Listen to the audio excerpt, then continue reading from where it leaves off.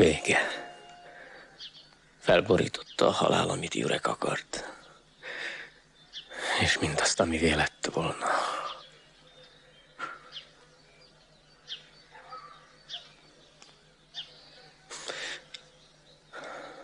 Nem tudta meg, milyen jelentéktelen az, amit az ember tudatosan tervez és véghez visz. De mindaz, ami lényeges. És amit öntudatlanul cselekedtünk, megmarad valahol mögöttünk, és üldöz minket. Vagy pedig, és ez még rosszabb, mi üldözzük.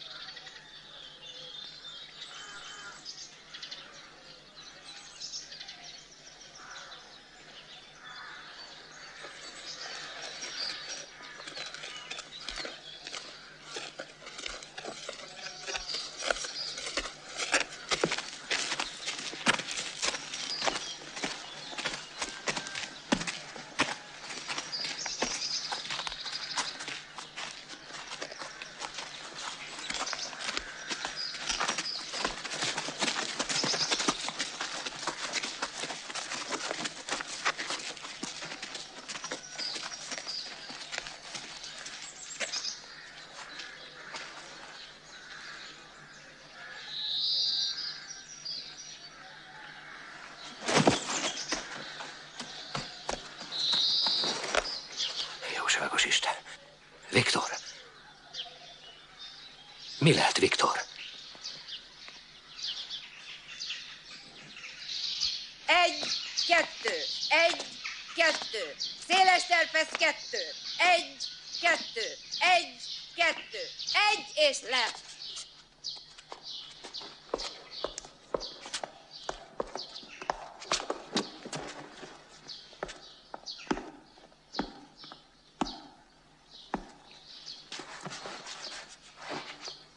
Te, Viktor, mind töprengtél ott a sírnál?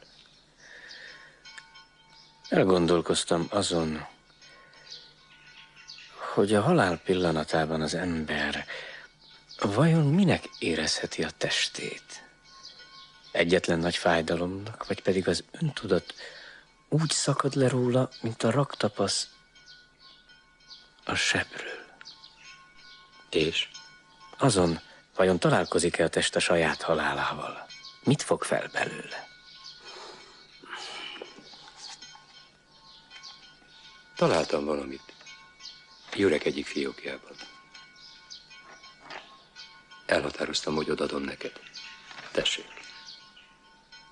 Tehát verseket írt? Igen. Életem hitvány mérőedén csak, Kongó üres az öble, ám a szomorú ének belőle partot felé övölne.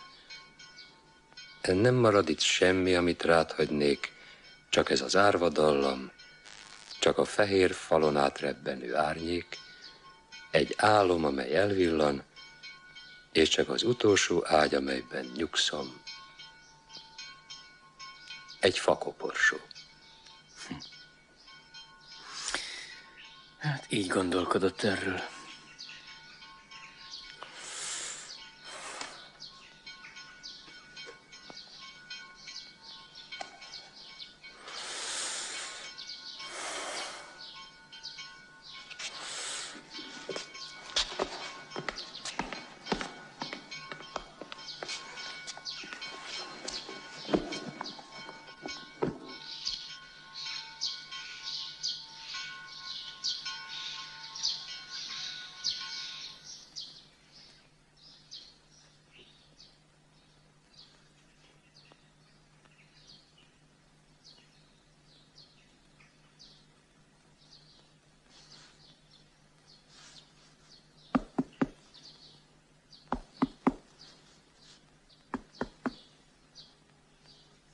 Érzi még a sebesülését?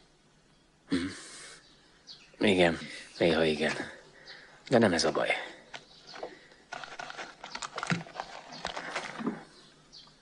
Minden Jurekra emlékeztet. Mindig rá gondolok. Nem tudom megbocsátani magamnak, hogy azt hittem, hogy nem következhet be ilyen hamar. De temérdek munkám volt, meleg házak épültek összesen 200 ablakkal. Nem volt elég trágyaim meg, hogy szerezzek, lótottam, futottam, mint az őrült, faluról falura. Végül sikerült elintéznem. Hazajöttem, és akkor tudtam meg, hogy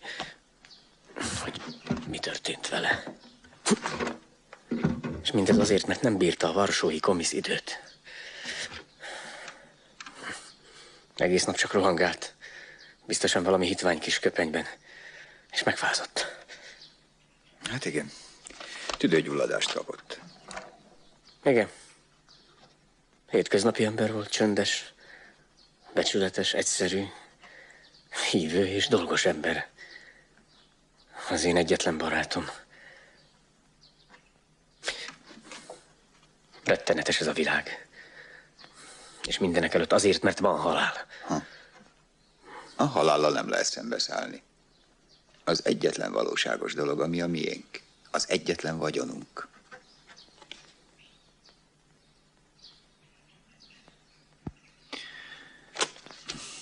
Viktorkám, utazzék el innen. Legalább 3 hétre. Szólok a főnökasszonynak. Ugyan már, doktor úr, itt van a nyakunkon a renoválás. A birtokon is rengeteg a munka, hogy boldogulnának itt nélkülem. Elutazik és kész. Majd helyettesíti valaki. Nincs valahol falun rokonsága? Vagy jó ismerőse? El kell utaznia. Okvetlenül.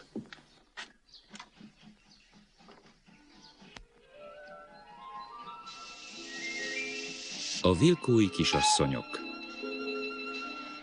Készült Jaroszláv Ivaskievics elbeszéléséből. A forgatókönyvet írta Zbigniew Kaminski.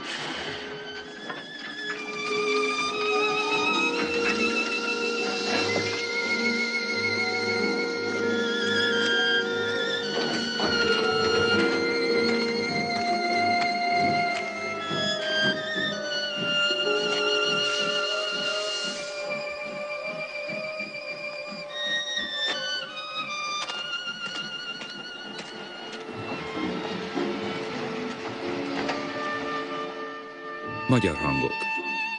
Szersény Gyula, Földi Teri, Földesi Margit, Császár Angela, Kovács Nóra, Komlós Juci, Tilla Tilla, Mór Marianna, Dobránszky Zoltán, Mécs Károly, Szokolai Ottó.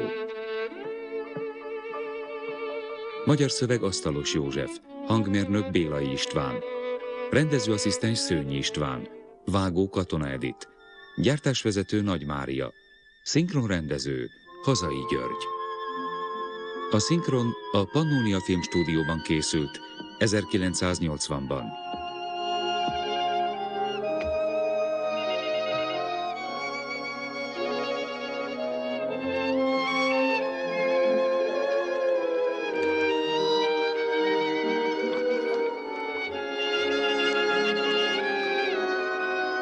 Fényképezte Edward Klosinski. A filmet rendezte Andrzej Wajda.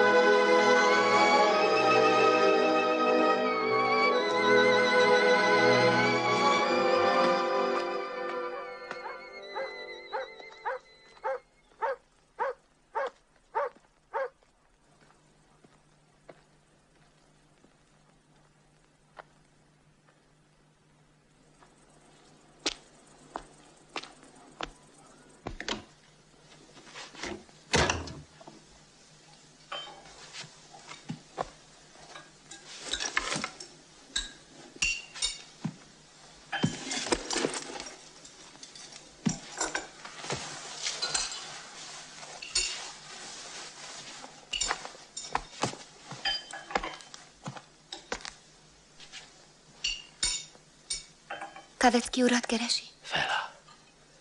Én vagyok. Viktor! Kázsia, visszajött Viktor! Jó estét. Viktor! Jóságos Isten, te vagy Én arról. bizony. Hogy kerültél ide? Tulajdonképpen Roskiba tartok, de eszembe jutott, hogy Mi gyakran járunk át Roskiba, de hiába kérdezősködtünk. a nagybátyám még rég nem hallottak felőlem. Jaj, Viktor, annyi év alatt se nem írtál, se nem üzentél. Ülj le. Szégyed magad. Ülj le. Julka. Tudod-e, hogy legenda lettél Vilkóban? Azt hajtogatjuk folyton, Ugyan ha emlékszem, Viktor tegnap itt is. volna. Igen, épp tegnap mondtam neked, igaz? Ha Viktor itt volna. Látjátok, erre aztán nem számítottam. Hát így lesz az emberből történelem. Azt hittem, úgy sohantam át Vilkó, mint egy árnyék.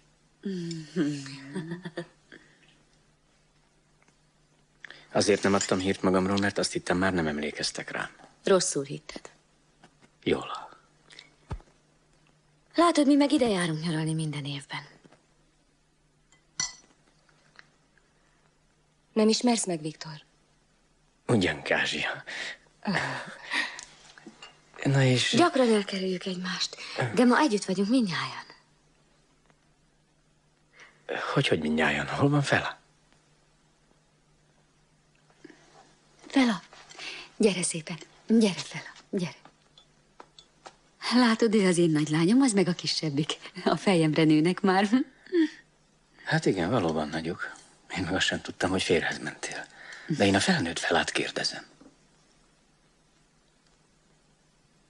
Eredj.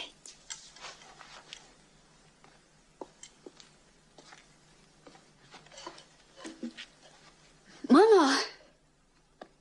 Mama! Mama! Tessék átjönni, drága mama.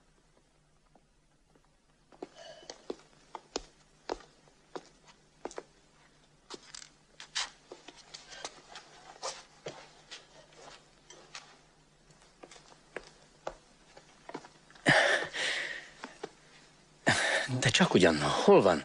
Miért nincs itt Fela?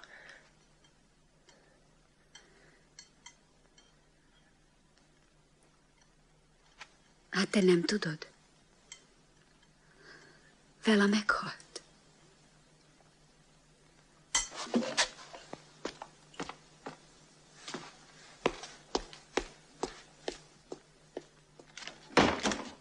Ülj le.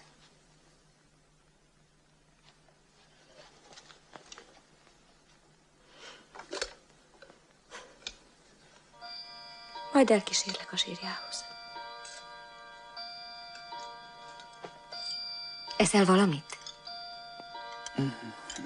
Nem, Kázsia, köszönöm szépen, de nem akarok későn érkezni a nagybátyámékhoz. Inkább, ha lehet, kocsival mennék át, jó? Persze, de teját ugye iszol.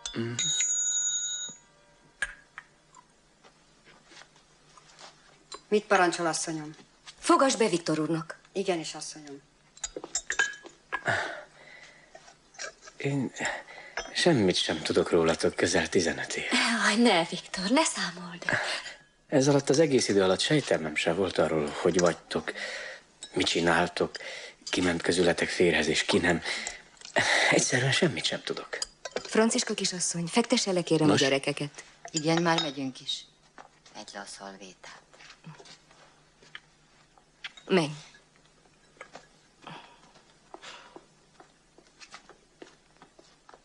Hát tessék, én férnél vagyok 2 kislány. Kázsia elvált a férjétől, 1 fiú. Jula férnél van, nincs gyerek, és Tonya már eladó lány. És Zsófia is férnél van, 1 fiú. Viktor? És veled mi történt? Kár erre sok szót vesztegetni. Hiszen tudjátok, kitört a háború. Egyenest innen mentem a frontra. Kijevnél harcoltam. Százados lettem, most már nyugállományú. Van munkám. Varsó mellett igazgatok egy alapítványi birtokot. Úgy élek, ahogy mindenki.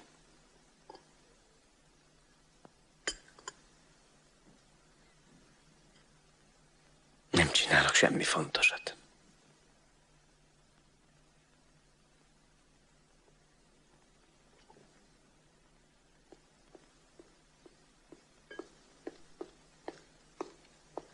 Befogták a lovakat, nagyságos asszonyom. Köszönöm.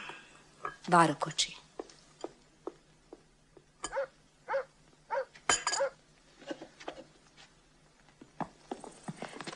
Ragaszkodom hozzá, hogy holnap nálunk ebédelj. Itt lesz a férjem, meg kell ismerned. Nem, Julka, a örülni nagybátyámékkal kell ebédelnem, mert vérig nem, sértődnek. ne keresd kifogást. Inkább uzsonnára jövök át. Biztosan? Biztosan.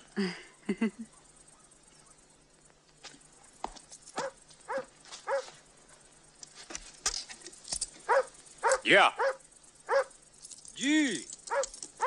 Gyű!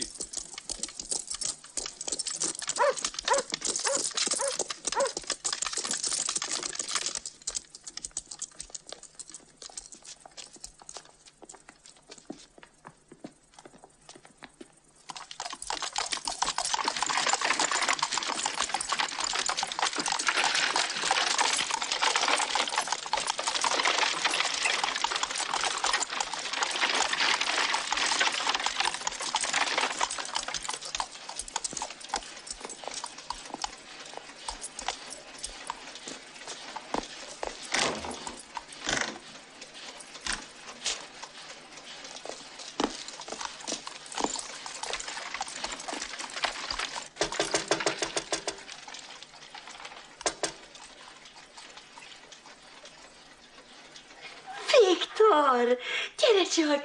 Istenkém, Viktor, gyere csak, gyere! Hát mégis eszedbe jutottak egyszer az öregek. Viktorkám, nagy sokára. Néni, elrepülnek az évek, mire észbe kap az ember az ördögbe is. A nagybátyád már alszik. Ó, bevezettették a villanyt. Csodálkozol. Még tavaly bevezettettük. Az új cseléd, Kasia. Csak hogy tudd a nevét. Készítsd elő a vendégszobát. Éppen olyan, mint Valercia volt, nem? Éppen olyan mafla. Eszel valamit? Na jó, bekapok egy falatot.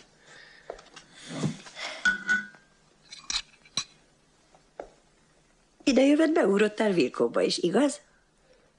Igen, igen. És meglepett, milyen jól emlékeznek még rám. Csodálkozol? Akkoriban túl fiatal voltál ahhoz, hogy megértsd, mit jelentenek a pillantásaik.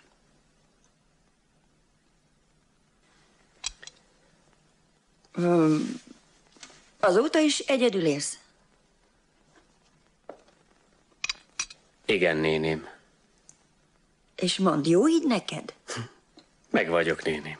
Nézze, van jó munkám. Még hasznos is. Csak a munka. Uramisten, a legszebb lányokat elkaparintották előled. Ugyan, néni? Bizony így van, de hagyjuk, ne beszéljünk erről. Elég aludni.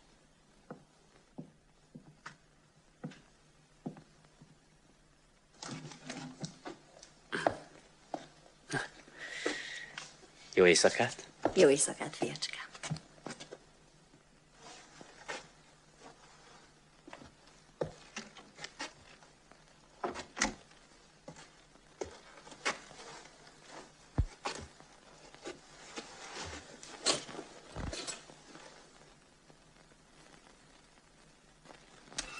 Hallod-e? Rakj egy kicsit a tűzre. Rakj rá 2-3 darab fát. Szaporán. Úgy mozogsz, mintha holdkóros volnál.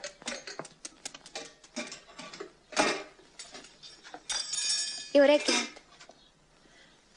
Tanya! Na, csak bátran, hadd lejjelek meg. Istenem, milyen rég nem láttalak. Hoztam valamit a néninek Kázsiától. Ez az ő specialitása. Köszönöm, lelkem. Úgy látom, ribiszke. És szamóca. Nagyon kedves. Hát, hogy te milyen nagy lány vagy már, hogy megnőttél. Jaj, lelkecském, ülj le már, ülj le, inni.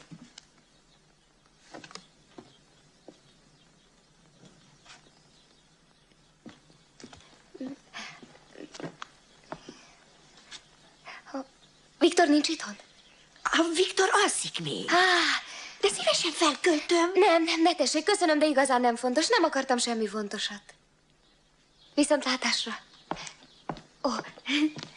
Viszontlátásra. Viszontlátásra, lelkem. És mondd meg Kázsiának, köszönöm a finom lekvárt.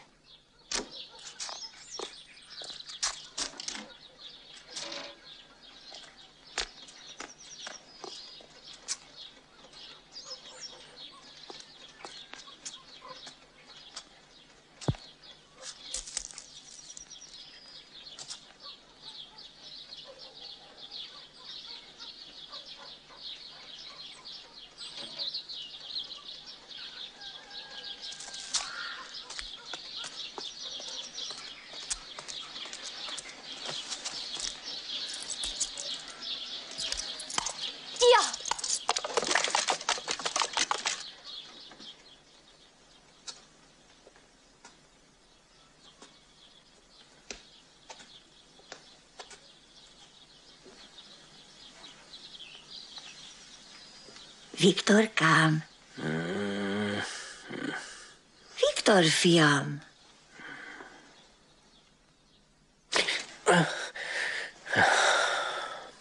Kelj fel, Hékás. Az asztalon már az ebéd. Hűha, ennyi az idő. Hallod, ugyancsak el lehet csigázva, hiszen egész délelőtt úgy aludtál, mint a bundar. Na, kelj fel.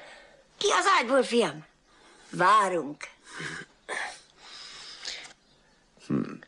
Nem értem. Miért nem mesélsz nekem valamit a frontról? A Kijeviről.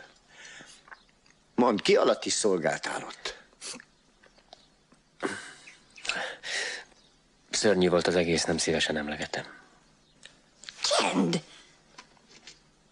Ne nyaggasd ezt a szegény fiút. Legalább ebéd közben békén hagyhatnád. Hadd egyen. Ugyan semmi baj. És ugye nem haragszik meg, kedves nénim, ha nem itt uzsonnázom. Megígértem, hogy átmegyek Vilkóba. Mi azelőtt se örülhetünk valami sokat a társaságodnak, emlékszel? Mit akarsz? A fiatalok egymáshoz húznak. Sajnos, bátyám, már nem éppen fiatalok. Fiatalabb nem vagy, mint annak idején. De sokkal jobb képű lettél, annyi szent. A Vilkói kisasszonyok bizony bánhatják, hogy nem vártak rád tovább.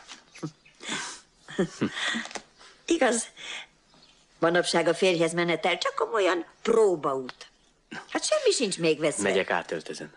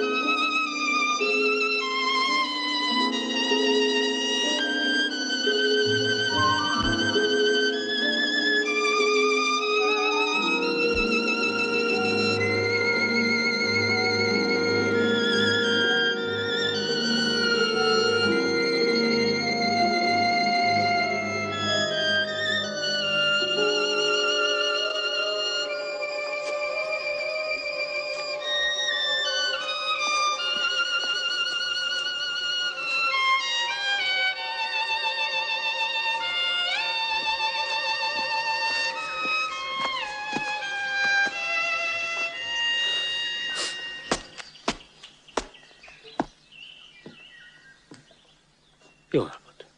Jó napot!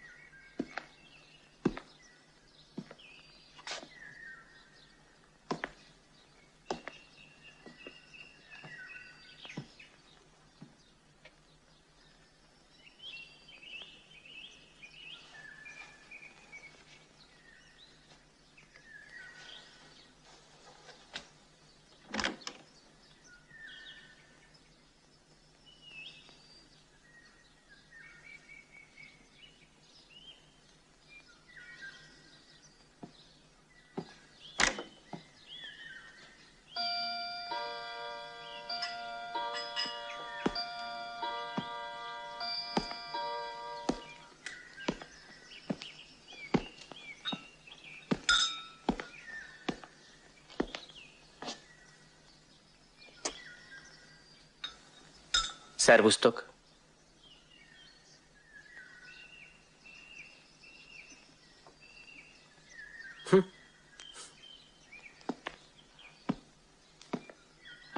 Jó napot.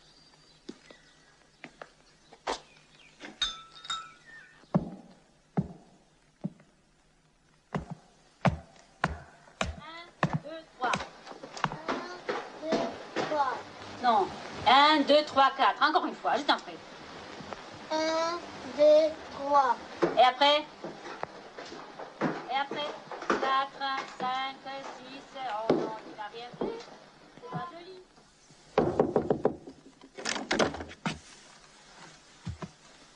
Jó napot.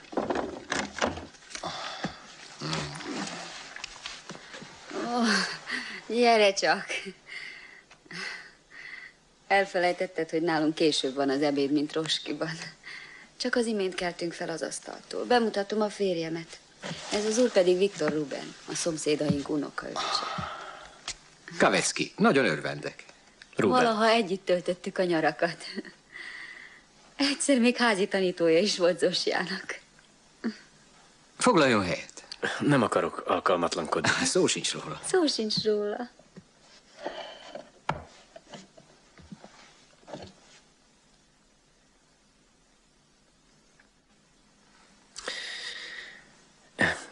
Nagyon örülök, hogy megismerhetem, hiszen a nagybátyám sokat beszélt önről, és így tudom, hogy kitűnő mezőgazda és valósággal felvirágoztatta Vilkót. Ugyan, szóra sem érdemes. Hát ugye a Varsó mellett én is egy birtokot igazgatok. Nem parancsol szivart? De, igen, köszönöm. Tessék.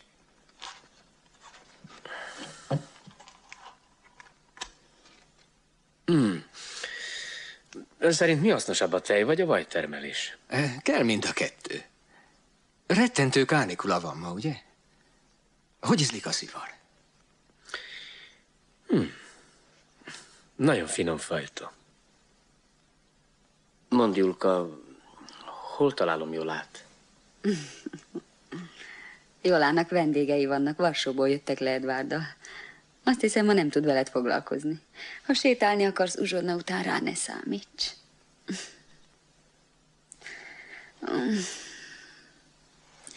Majd elmegy veled Zsósja.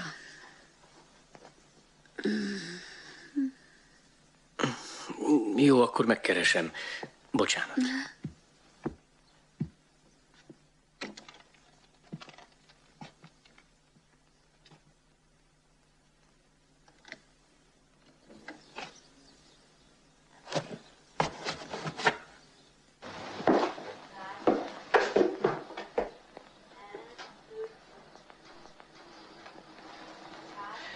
Zsósja! Itt vagyok.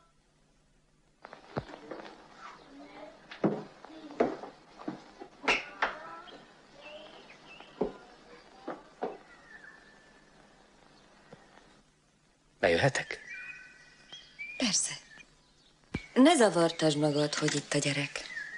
Átalussza ebéd után azt a 2 órát, ami jár neki. Látszik rajta, hogy igazi férfi. Te nem alszol ebéd után?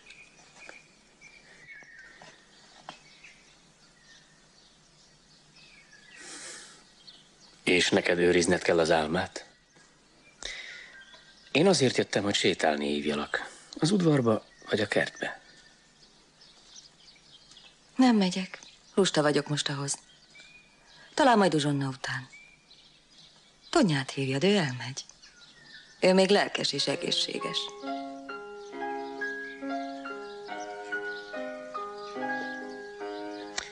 Jó, megkeresem Tonyát.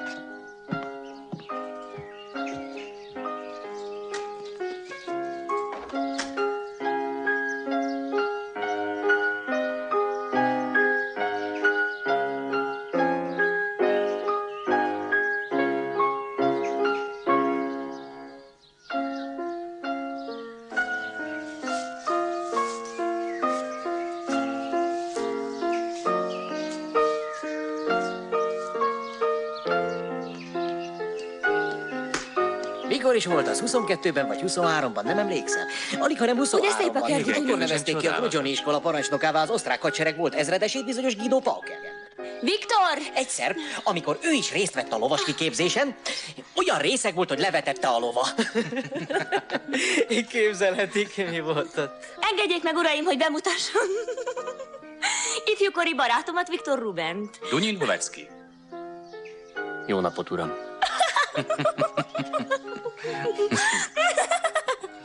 Örvendek.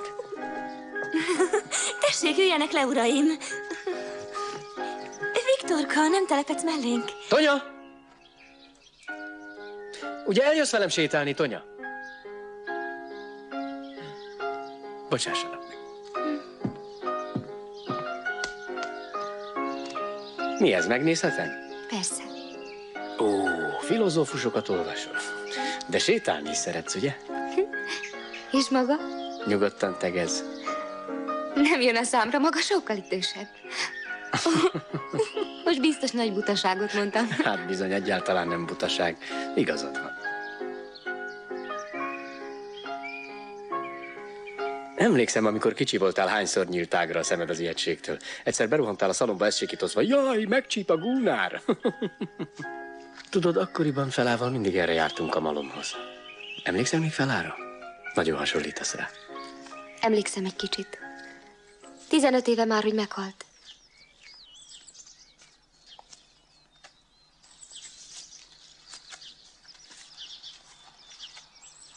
Nem ott fekszik, ott nem volt hely. De hát hogy nem volt hely a sírboltban? Nem tudom. Így mondták a nővéreim. Ott nyugszik fel a kerítés mellett. Azt hiszem, ott is jó neki.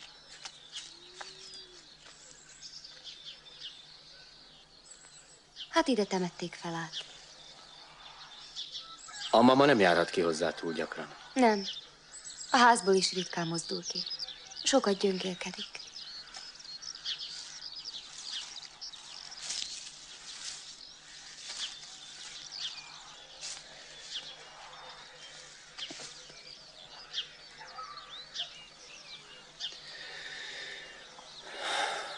Úgy sóhajtozol, mint egy szerelmes.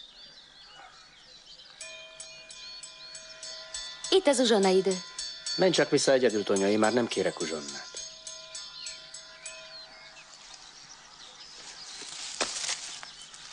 És mikor jössz el megint hozzánk?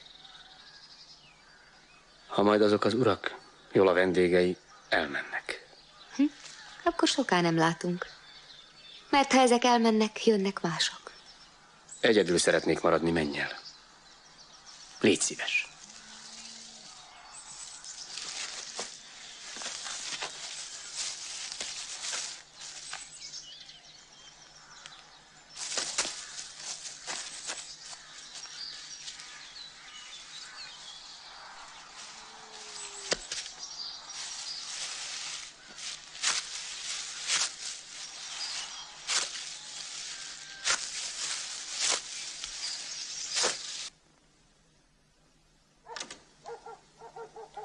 Ki az?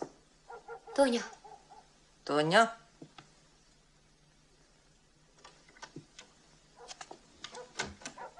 Mit akarsz?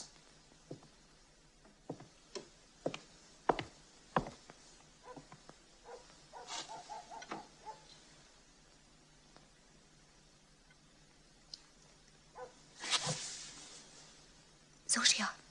Hm?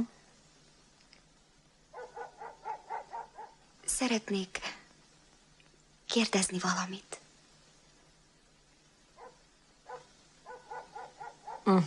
Tetszik ő neked? Kicsoda? Viktor. Nem. Nem? Nem.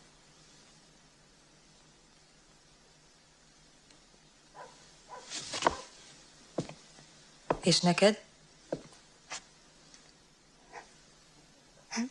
Nekem? Nem. Komolyan nem? Nem. Akkor jó.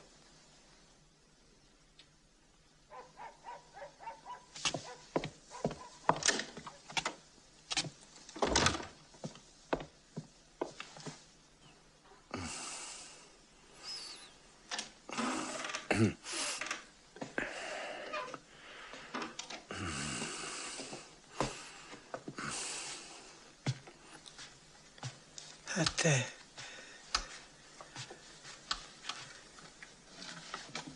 Nem tudsz elaludni? Fiacskám, én a te korodban úgy aludtam, mint akit fejbe vágtak. Most mi van? Most mi a baj, bátyám? Miért nem alszik? Elmondhatom, nem titok ez. Azért üldögélek itt, hogy emlékezzen, Viktor. Emlékezzen? Igen.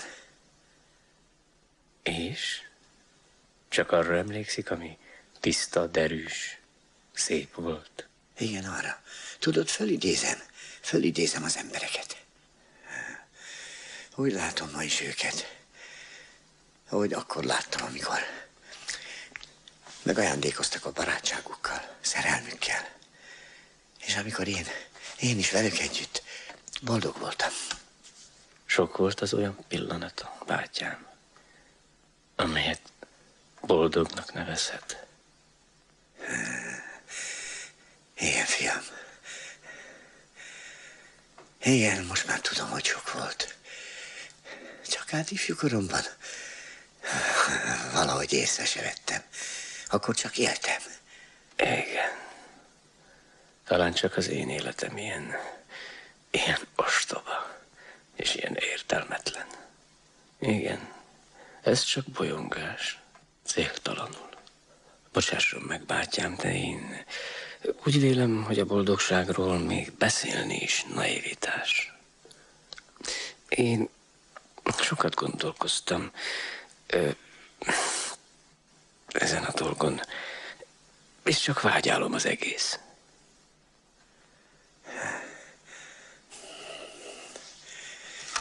Hallgass ide, Viktor. Egyszer majd megérted, hogy az életed ugyanolyan emberi élet, mint másoké, és hogy ugyanannyi benne a boldog és a keserves pillanat. Na, jó éjszakát. Aludj, fiacskám.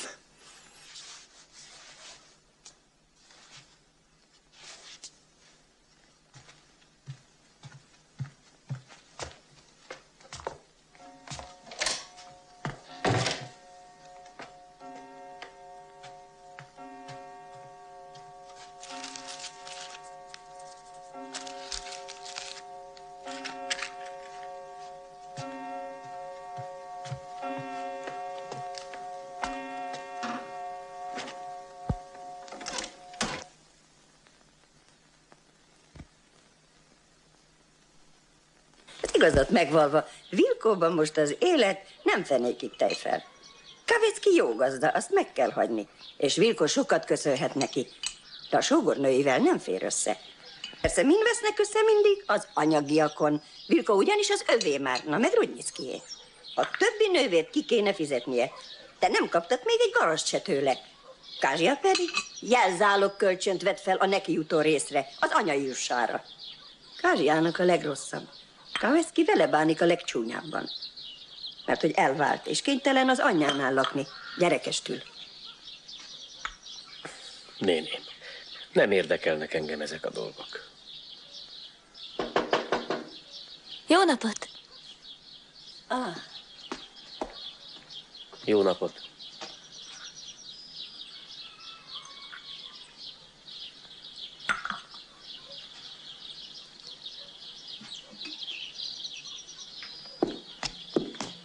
Azért jöttem át, hogy meghívjam kedves minnyájukat. Hozzánk ebédre. Holnap lesz a mama névnapja. Köszönjük a meghívást, és persze örömmel elmegyünk. Természetesen Viktort is várjuk. Hát hogyne? Csak nem maradsz itt hogy magadban.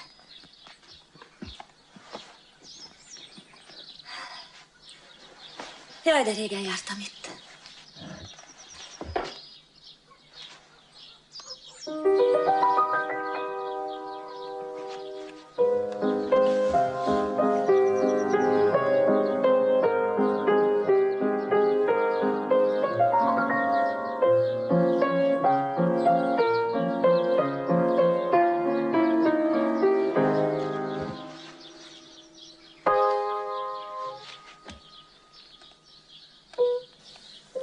Jola, ki volt az a két pasas tegnap? A vendégeid. Tudod, alaposan elrontották ők ketten a találkozásunkat. Elutaztak már. Majd jönnek mások helyett. Tonya így mondta. Tonya? Ha jönnek, el is mennek. Talán féltékeny vagy 15 év után? Féltékeny? Igen, csak ugyan furcsa. Furcsa, hogy ilyen színezetűvé vált egyszerre a kettőnk beszélgetése. Te magyarázkodsz? Ez magyarázkodás? Akkor én faggatlak fölöslegesen, hisz voltak éppen nem érdekel. Kár, Viktor. Hogy kár? Kár, hogy nem érdekel, és nem érdekel soha. Csak nem azt akarod mondani, hogy szerelmes voltál belém? És te? Én nem. Tényleg nem. Na látod, remélem rájöttél. Rájöttél, hogy én sem voltam, és nem is vagyok szerelmes beléd. Az életemben játszott szereped más volt. Mi volt? Viktor, bármit is csináltam. Közben egyre csak azt kérdeztem magamtól, vajon Viktor mit szólna hozzá? És ebben az egészben az a legnevetségesebb, hogy olyan sokáig tartott. Néha ma is arra vágyom, hogy megdicsérj. Néha ma is arra gondolok, mit szólnál a dolgaimhoz, hogy fogadnád, amit teszek. És? És? Folytasd csak.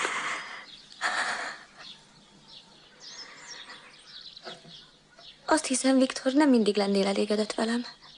És te? Te elégedett vagy magaddal?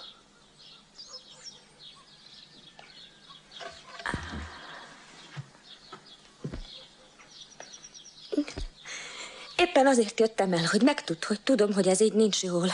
Ó, de rémes mondat. Hogy megtudd, hogy tudom, vagyis röviden azért, hogy ne ítélj el, ne vess meg. Jola, én... Az Istenért mondd meg nekem. Mi az, ami feljogosíthatna, hogy ítélkezzen feletted? Hogy megvesselek?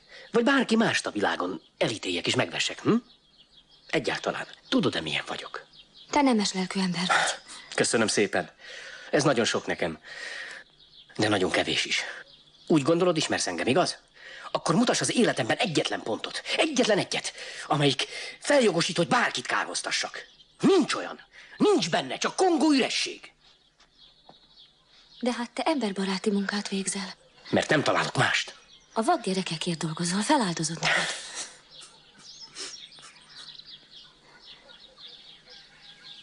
Nem voltam szerelmes beléd. De tiszteltelek, Viktor. Tisztellek ma is. Nagyon tisztellek. Ez nekem kevés.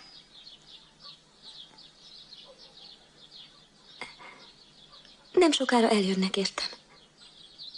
Vezess körül addig a gazdaságban. Nem a kertben, hanem az udvarban. A nagybátyádnál annyi érdekes dolgot látni. Jól van. Gyerünk.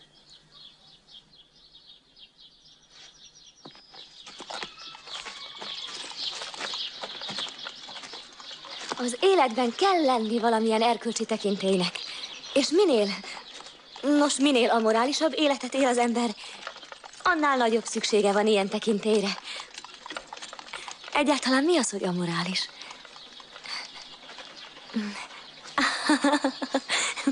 Oda néz. Oda néz, milyen gyönyörűek. De szép foltosak. Ezt nézd meg.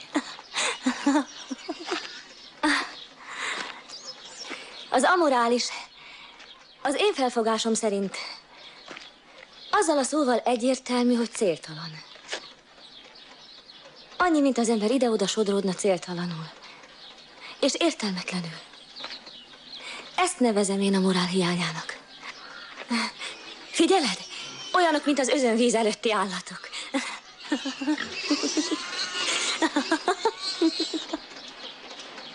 Csudaszép vagy, Majola.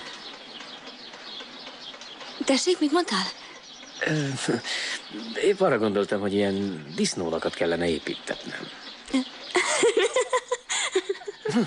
Ha visszamegyek, tényleg ez lesz a dolgom.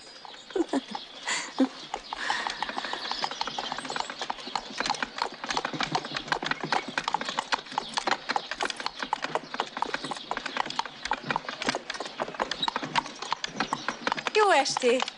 Itt van Jóla. Ne haragudjék, hogy most mindjárt magunkkal visszük Jólát, de sietnünk kell, mert nincs, aki helyettesítse Kazsiát a vacsora készítésnél. Persze, dehogy Jóla, haragszom. meghívtad már a szomszédainkat a mama névnapjára? Igen. Jó estét! Indulhat. Persze, hogy meghívod, nagyon köszönjük. Szervusz, Viktor. Jaj, a kendője rajtam maradt. Ledobom, jó? Viszontlátásra holnap.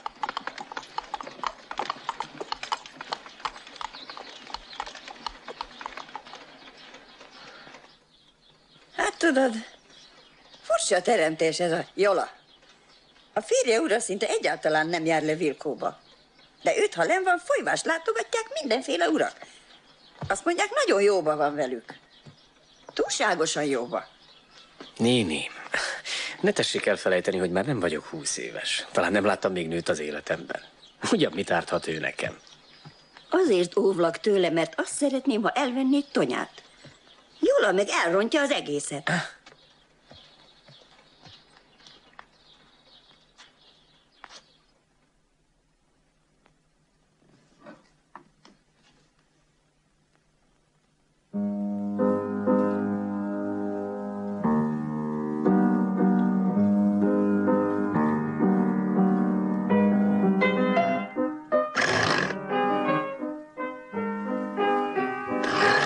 Ne ügyetlenkedj!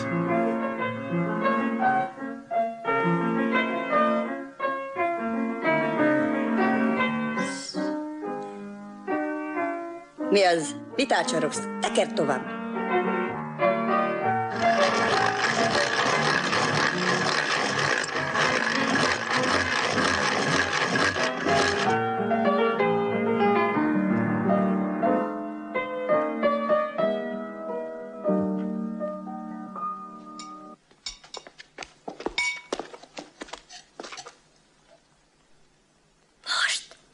E szép napon szívünk boldogsággal teli. Édes jó nagymamánk. Édes jó nagymamánk, eljött ma az egész család névnapod megünnepelni. Azt kívánjuk, várjon hosszú és szép élet, vidámság és öröm. Úgy virüljön rajtad mindig a boldogság, mint egy rózsatöbön. Süssön fölötted a napocska az égen, szórja rá sugarát, és minden sugara melengessen téged, édes jó nagymamánk. Ezt kívánja Kicsia, Fela és Antos.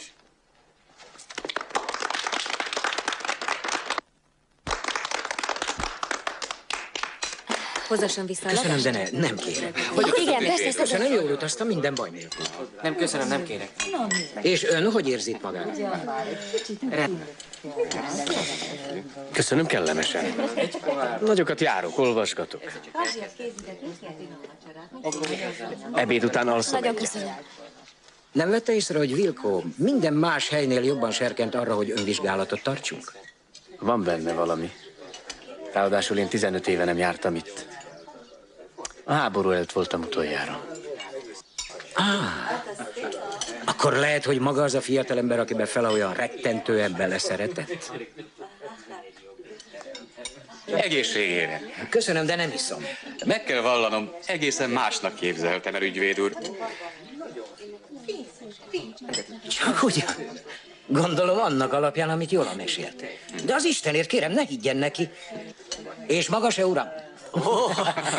Önnek bűbájos felesége van. Ó, igen. Bájos és nagy igényű.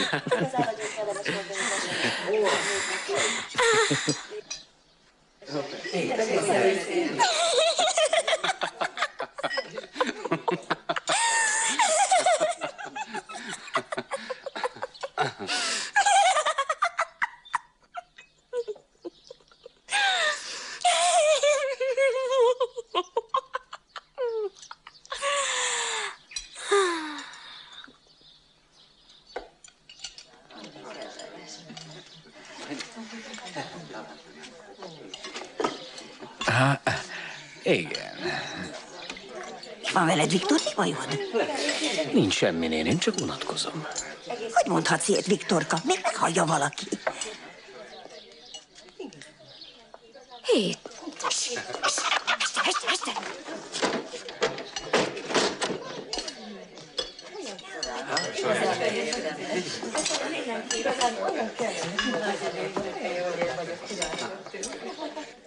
Bocsáss meg egy pillanat. Hogyne kérlek, ebéd után rendben van?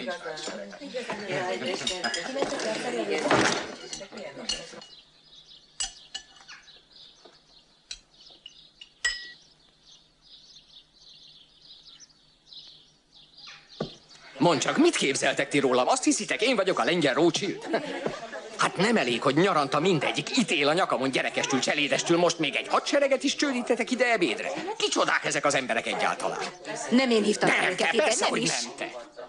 Jó kifogás, de te kürtölted szét köztük, hogy lesz minden, ebéd, uzsonna, vacsora, minden az égvilágon. Mert nekünk semmi se drága, igaz?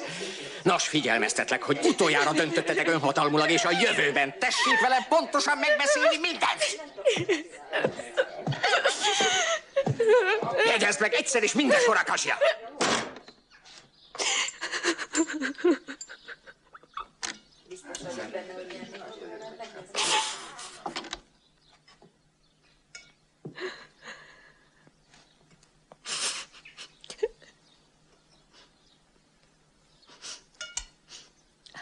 Gyere csak.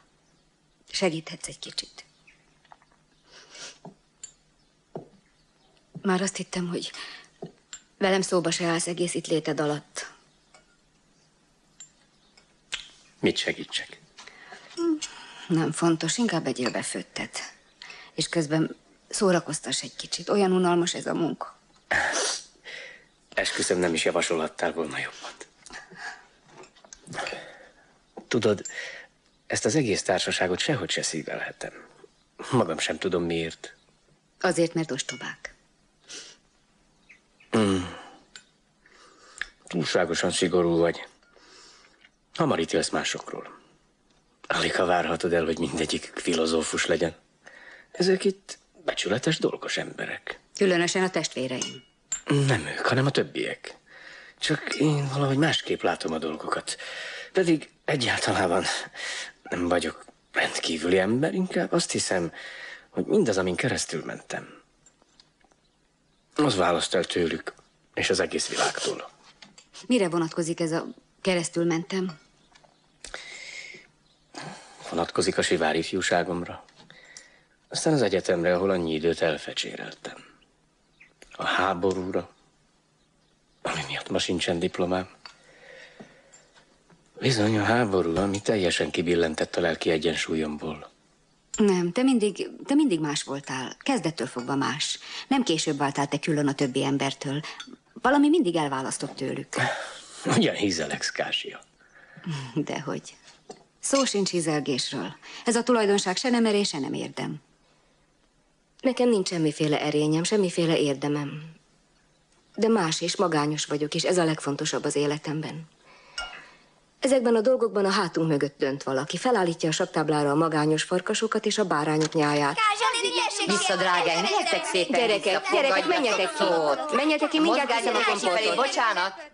Csak hogy itt van egy nagy különbség. Itt a bárányok fajják fel a farkasokat. Micsoda dolog ez, gyerekek? Elég volt, menjetek ki innen, ne nyalakodj, menjetek ki! Nyughasantos, üljetek asztalhoz. Ruzsia! Vidd be ezt a tálcát, de szaporán. Igen. Vidd be ezt a tálcát. Jesszusom. Mindjárt lesz még egy. Különben mi is másképp láttuk ezt, amikor annyira bolondultunk utánad. Miket beszélsz, Kásia? Ki bolondult utána? Ha hiszed, ha nem bolondultunk, az ember csak most látja igazán. Fela a legjobban. Jóla talán nem annyira, mint mi. Ő inkább megjátszotta. Hiszen engem utánzott gyerekkorunk óta, miért éppen ebben etette volna. Én pedig bolondultam utánad. Kásia, te komolyan szerelmes voltál belém? Nem ennyire, hogy komolyan. Csak nem vagy most is szerelmes még. Nem, nyugodt lehetsz. Már meg is feledkeztem rólad. Ezért döbbentem meg annyira, amikor felbukkantál újra a házunkban. Most egészen másnak látlak. Sokat öregedtem. Hát persze, öregedtél is. De nem csak ez a különbség. Valahogy kialudt a tüzed.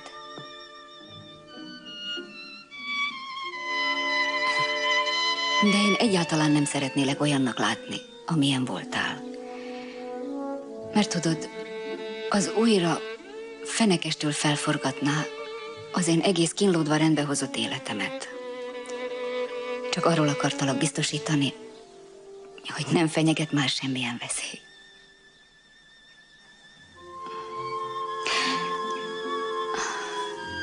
El se tudom már képzelni, hogy lehet annyira szerelmes az ember. Úgy érzem, az szinte nevetséges.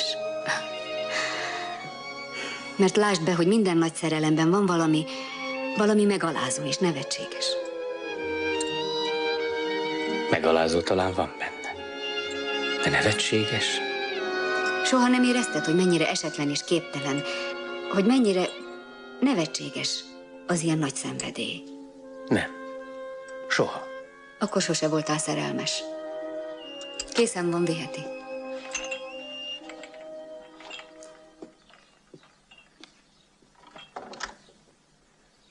Igen. Mert soha nem volt rá időm. Miért főztök be ilyen sokat? Nem olyan sok az. Így mindig jut egy-két üveggel a kiválasztottaknak.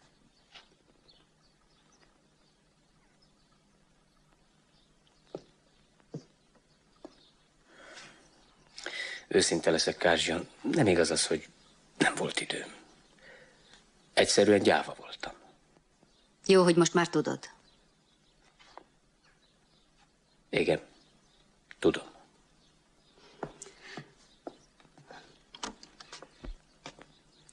Készen van a tea, kérem. Már is felszolgálhatjuk. Köszönöm, megyek már.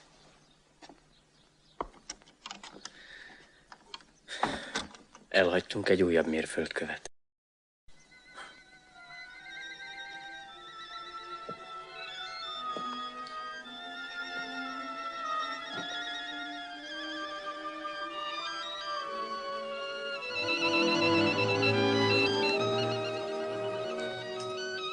Messzire, Kázsia.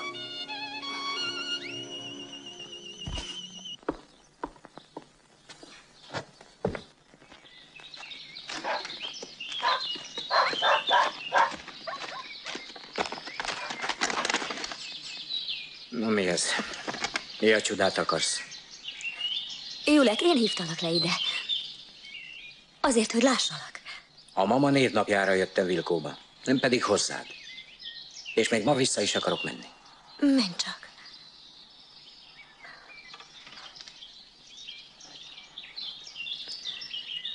Ugyan hagyd ezt?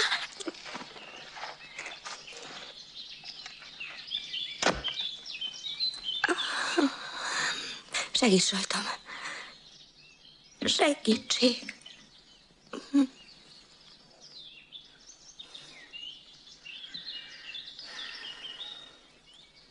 Tehát miről van szó?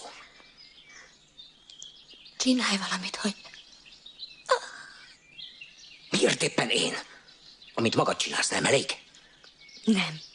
Pedig te döntöttél úgy, hogy a magad életét éled. Te!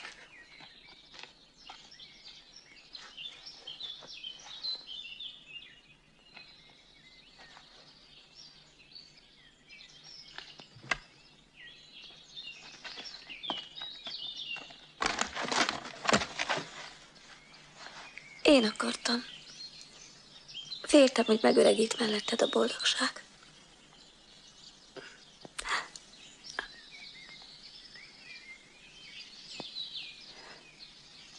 Nem, Jola, én nem segítek rajtad. És pedig azért, mert nem akarok segíteni. Sokba került nekem, amíg elértem, hogy már ne szeresselek.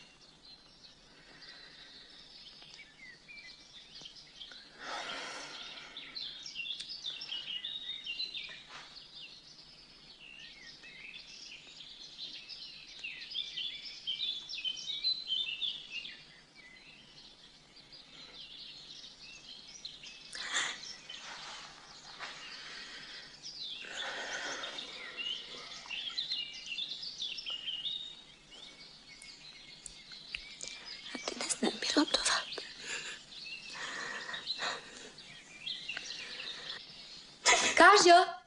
Kázsia!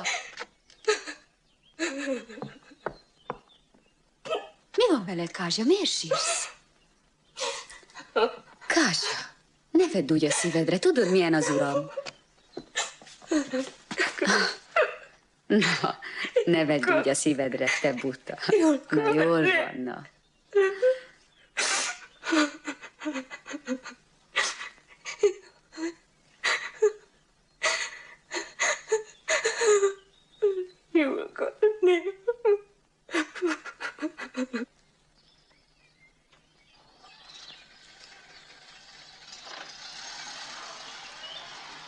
Nos, Viktor, jól szórakozol nálunk?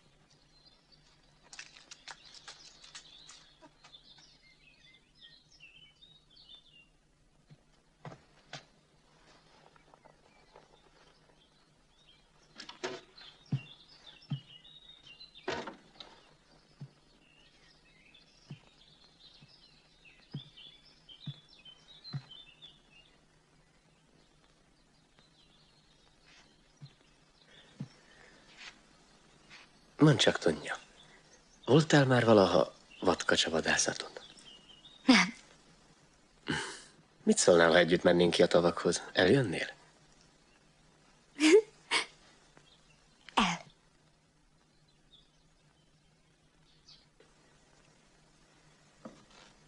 Viktor öcsém, alszol?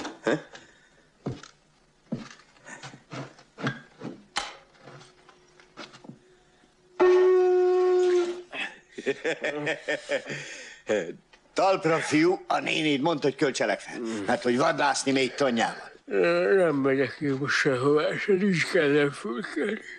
De hát mindjárt megjön, érted?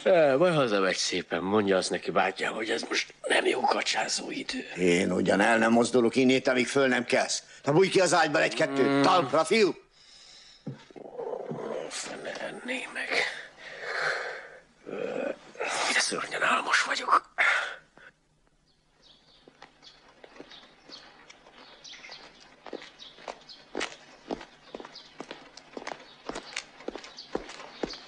Hát tudod, Tonya, nincsenek sok teteje kacsára, nem lehet ilyen későn elindulni. Bocsáss meg, nem akartam késni. Gyerünk. Na, ja. Ja! Látod, mégiscsak felébredtél, igaz?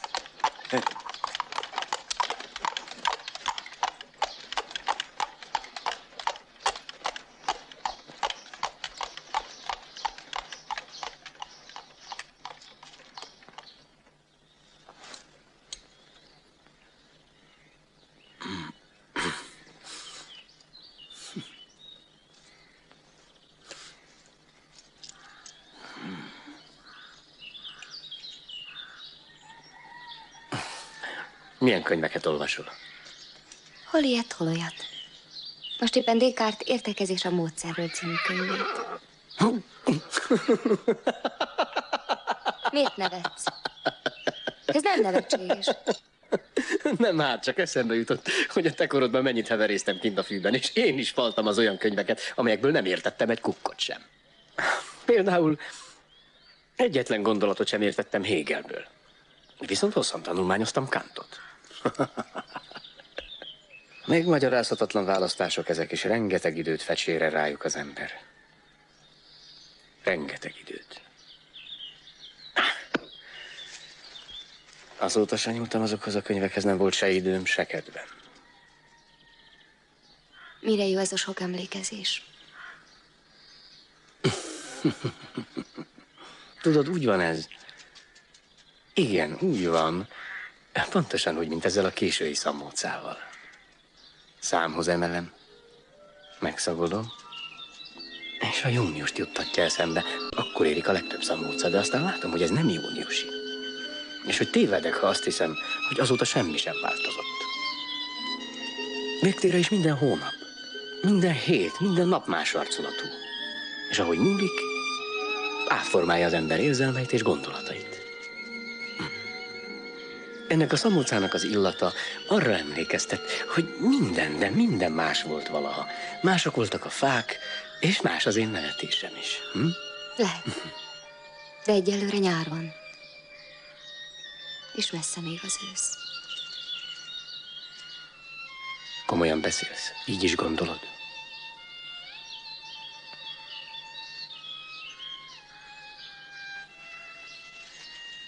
Ugye láttál már Giorgione képeket?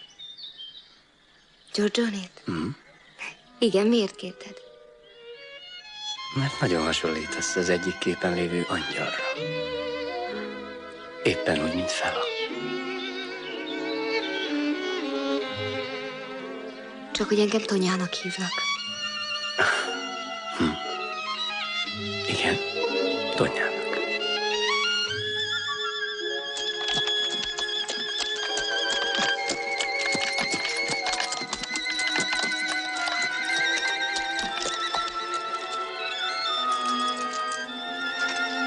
Jola férje és Edvard már el is utaztak Varsóba. Julka megengedte, hogy táncestet rendezzek. Eljössz? Hát, ha ragaszkodsz hozzá. Igen, ott kell lenned, ez az én estém lesz. Várlak.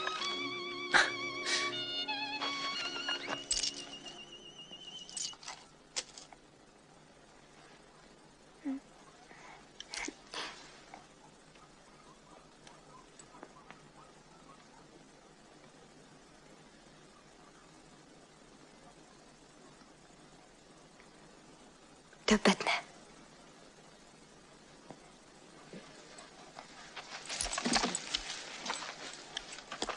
Gia!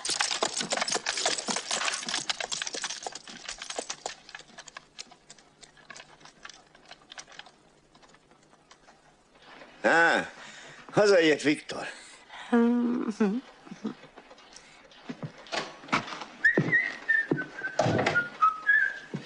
Na, hogy sikerült a vadászat? Nagyszerűen, bátyám, nagyszerűen. De hát hol vannak a kacsák, fiam? Kacsák? Kacsák. Hát kacsák nincsenek arrafelé. Kacsa volt, hogy vannak.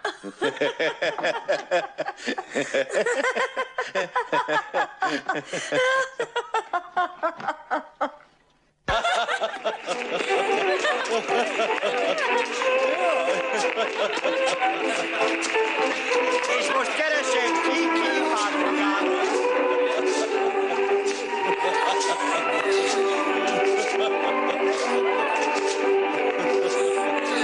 Partnercsere!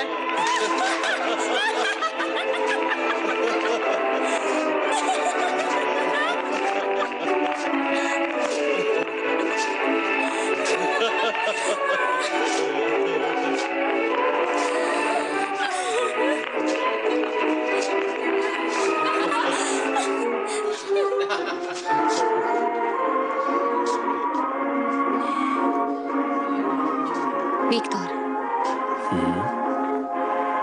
Olyan jó veled.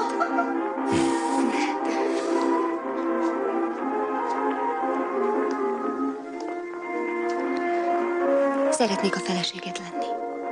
Tonya. Tonya, nem értelek. Bocsáss meg egy percre.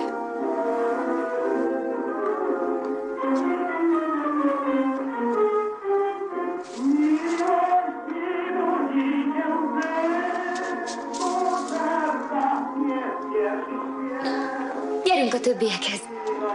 Mit ültök ilyen búval bélelten? Gyertek táncolni. Ha már úgy oda voltál a táncért, kért fel Tonyát. Vagyis Tonya kisasszonyt. Ezer örömmel.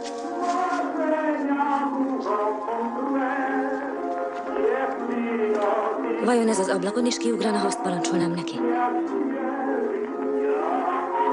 Rettenetes.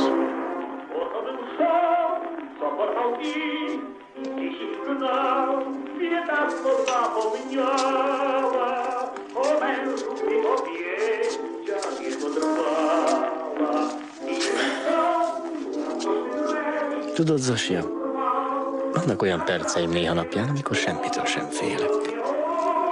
Még önmagamtól sem.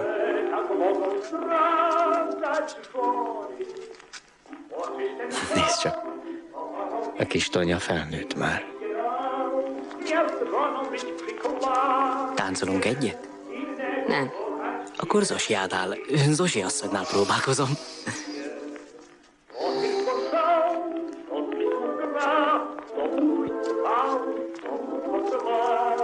Felkérhetem egy táncra, asszonyom?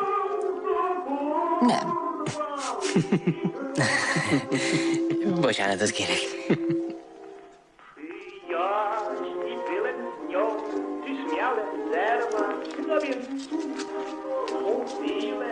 Kázsia.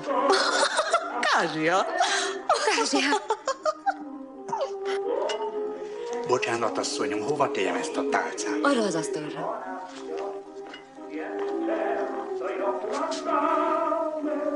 Kázsia, csodálatosan elegáns vagy. Tetszem neked? Tudod, ez egy régi ruhája Julkának, az eljegyzésén viselte. Ugye nem ott kosarat, asszonyom?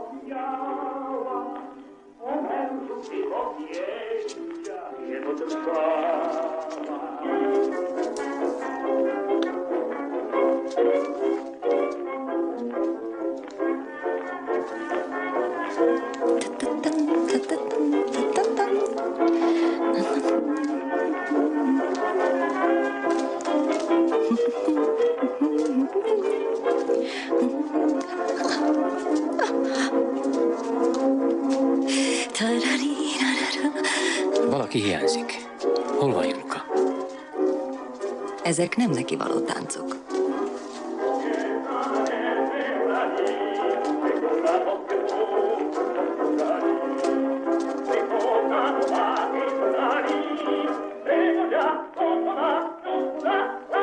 Julka! Julka!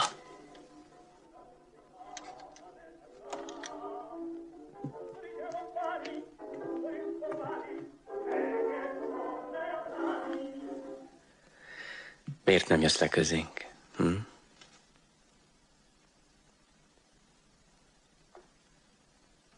Julka, tudod, én azóta se felejtettem el. Nem. Ennyi év után sem. Mindenre emlékszem.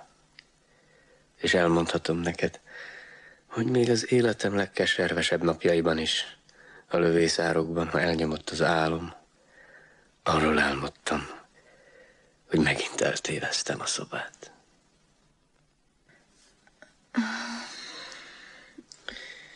Egyszerűen eltévesztettem a szobát, amikor éjszaka értem haza. Emlékszel? És a tévedésre csak akkor jöttem rá, amikor mellét feküdtem. Ide. És megéreztem a tested melegét. Te úgy tettél, mintha aludnál. És én is úgy tettem. Azt játszottuk, hogy alszunk. De közben mindkettőnk teste keresni kezdte a másikét. Keresni. Emlékszel? Julka. Minden ízemmel éreztelek. Éreztem minden ízedet.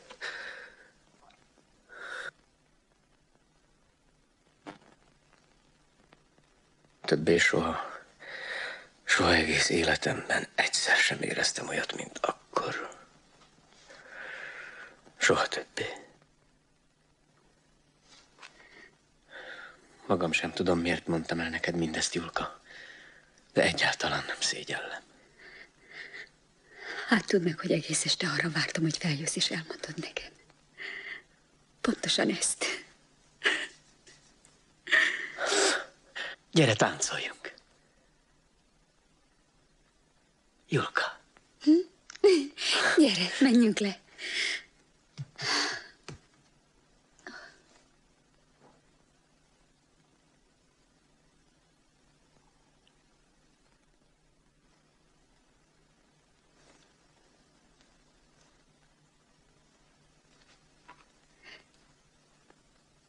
Hát akkor most kérj fel egy táncra.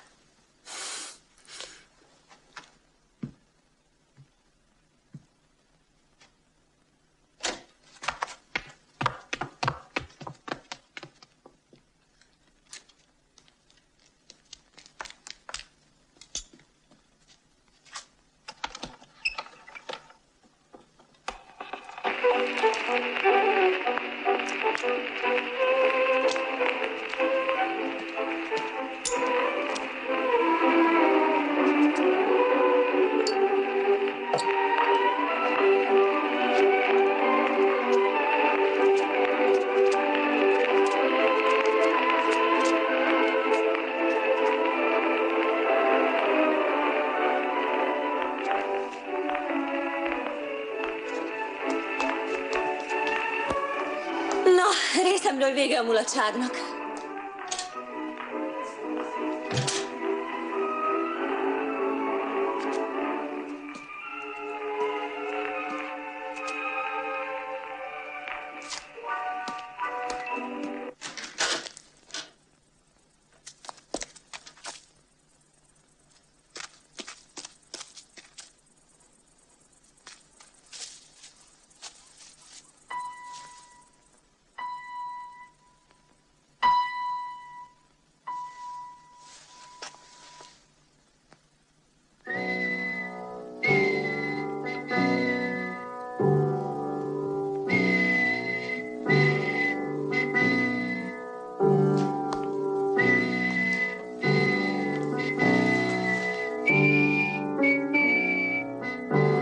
Miért nem mozdulsz, Julka?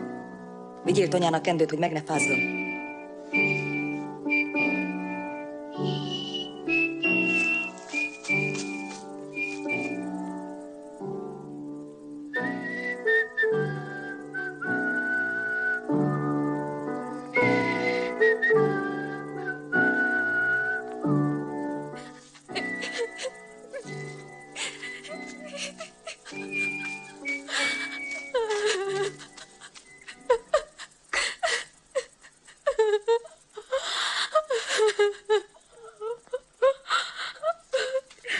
Tonya, mi bajod? Menj innen! Tonya, mondd meg, mi a baj? No. Tudni is akarok róla többet. Én akartalak már először megcsókolni.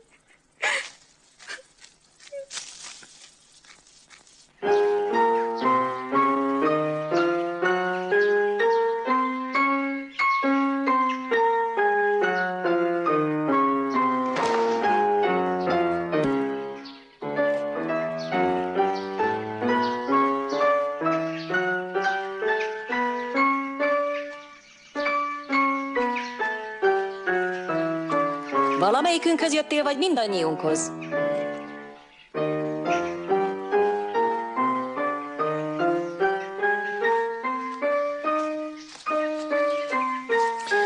Zosia. Testvéreim, ma miután megjöttél, másról sem beszélnek, mint te rólad. Ülj le!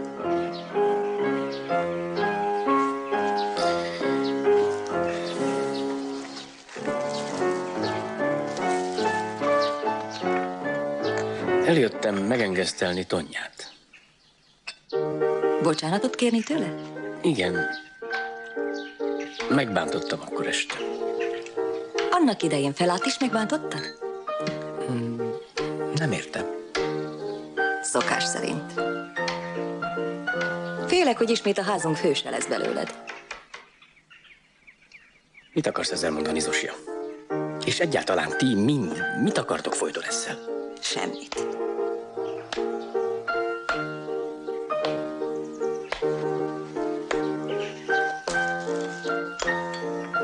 Egyébként én is hamarosan elutazom. A férjemet áthelyezik Avignonba. Irányítanom kell a költözködést.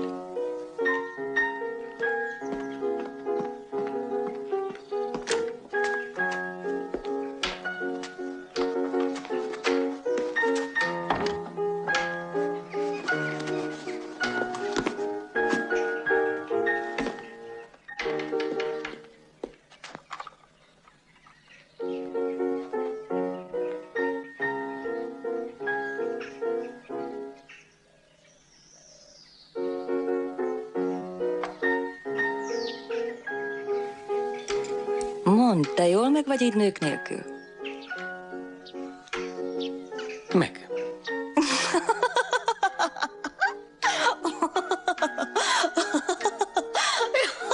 Na hát, te aztán furcsa szerzet vagy. Vigyázz, Viktor, ebben nálunk nem mindenki biztos.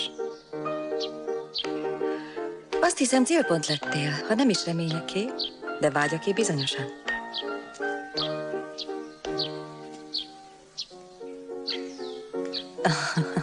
Látom, zavart és bizonytalan képet vágsz. Ahogy régen.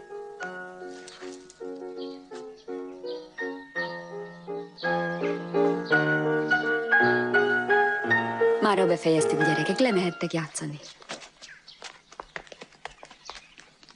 Félsz a döntéstől, mint régen. Félsz te mindentől. Még magadtól is. Ezeket az erényeket most vetted észre bennem, vagy mindig is figyeltél, még régen is? Főleg akkor figyeltelek. Lusta és rossz indulatú gyerek voltam. Úgy élveztem ezt, mintha szembekötősdit néznék. Bekötött szemmel álltál a szoba közepén, és percenként változott körülötted minden, de minden. Én pedig figyeltem és mulattam rajtad, meg fel a érzelmeim. 12 éves voltam, de többet láttam, mint te. Nő voltál már. Igen. Az ilyen dolgokból többet lát egy 12 éves nő, mint egy 20 éves férfi. Talán ezért nem vettelek komolyan, amikor tanítottál, kinevettelek és utáltalak érte. Il faut finir la grammaire. Répète après moi maintenant. Je suis, tu es, il est. Csupa kellemetlen dolgot mondasz.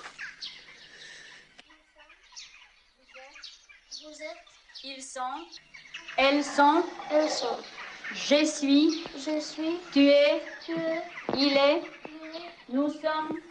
Mert tudom, hogy nem érdekel az egész. Téged úgy Isten igazából nem érdekel semmi. Hagyd békén Tonyát, ne kérj tőle bocsánatot. Látod, Zosia, ez sikerült. Csak pár szót mondtál, és megváltoztattál vele.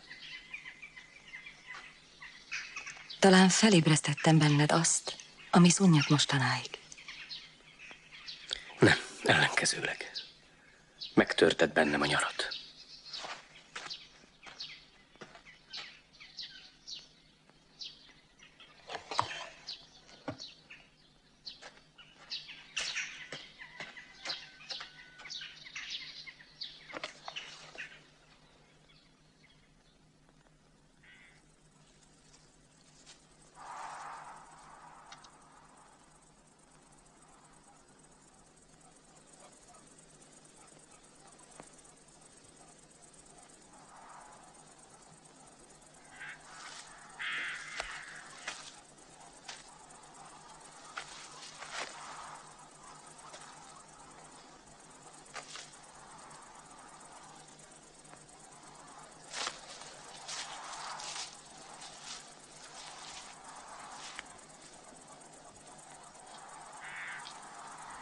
Mi ez itt?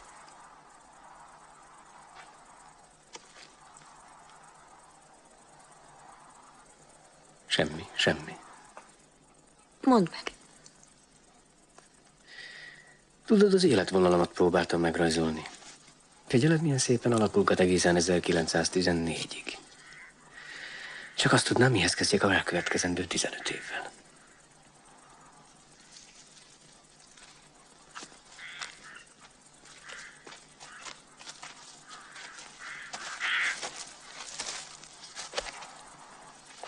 Régen nem lovagoltunk együtt.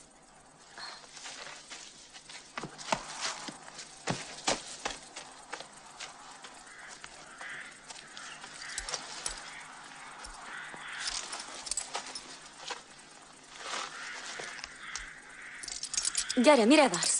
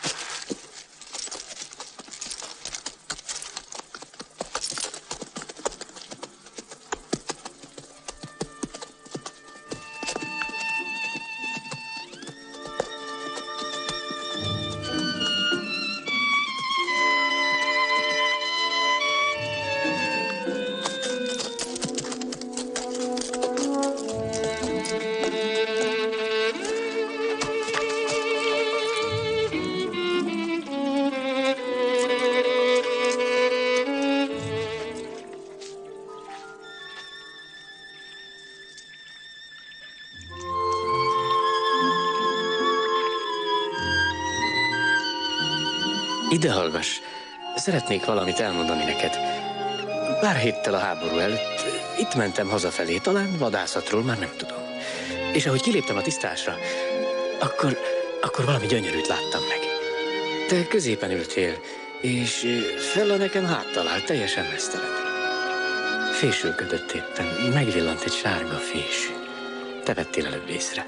Tudom, hogy a ruhád pöttyös volt, világos kék, és nagyot sikítottál erre, aztán Fella megfordult, és azt mondta minden zavar nélkül, mi az, miért nem jössz ide? Vagy azt, hogy mi az, miért álltál meg? Nem emlékszel? Mit mondott? Mit kérdezett akkor Fella? Aztán észbe kapott, és nyomban összekucorodott. És elbújt mögét. Erre emlékezned kell. És arra, amit akkor mondott, arra sem emlékszel? Nem? Hagyd.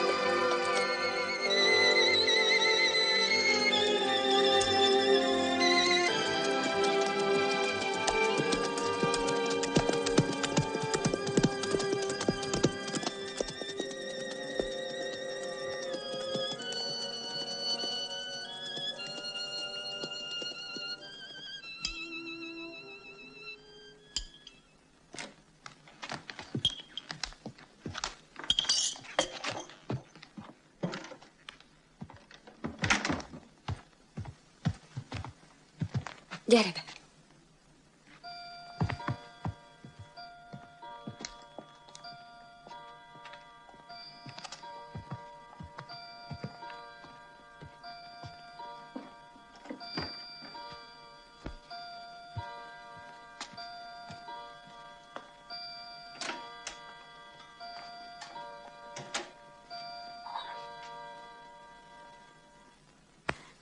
Magam sem tudom, hogyan, de megfeledkeztünk a mamáról.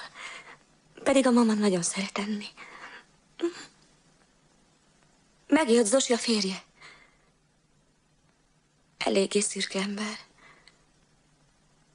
De diplomata. Konzul Lübeckben. Lübeck is Hanzaváros volt, igaz?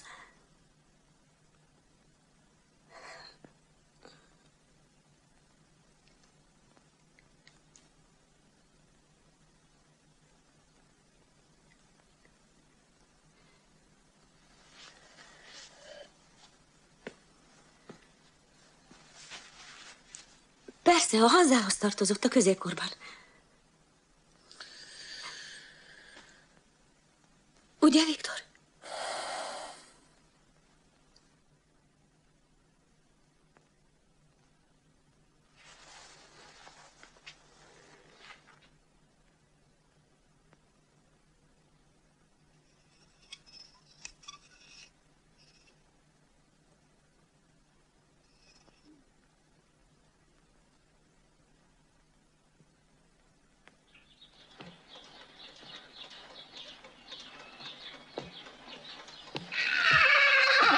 Ne sajnáljátok az abrakot tőle. Több kell neki, hisz kezd már horpadni az oldala.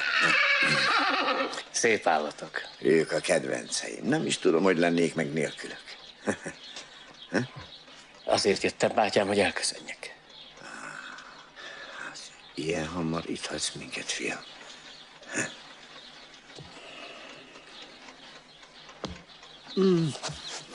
No, mi lelte, bátyám? Mi baja? Semmi, hát csak. Ez biztosan kimerültség.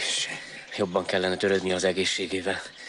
Nem okos dolog, hogy ennyire elhanyagolja. No, üljön ide, bátyám. Így. Nem történt semmi. Egy-kettőre elmúlik. Azt hiszem, már értem. Már tudom, miért nem akar elaludni éjszaka. Éppen ellenkező okból teszi, mint én. Érted? Azért, mert nem akarom, hogy meglepjen. Azt akarom, hogy ébren, világos fejjel találjon. Kíváncsi vagyok arra, hogyan hagyja el a gondolat a testünket, és hogy mekkora fájdalom az. Látod, fiú, hát így próbálok valahogy beletörődni. Valami megnyugvást találni. Mit műveltek? Hogy fogjátok a pejkócsivészek? Mi volt ez? Mennem kell csomagolni. Jól van, öcsém, menj. Tartsátok! Jó erősen!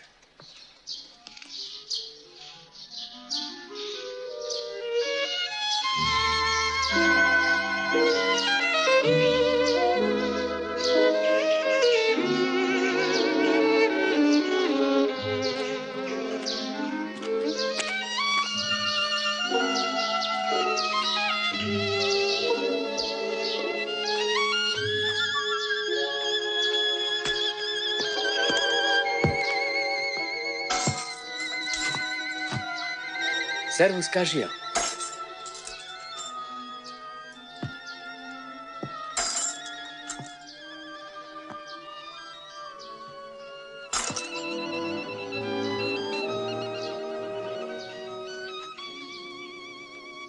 Te vagy?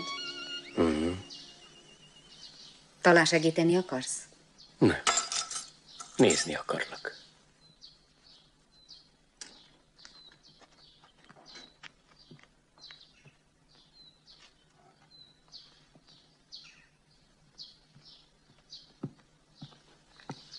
Szervusztok! Szervusz, Jola. Bocsánat.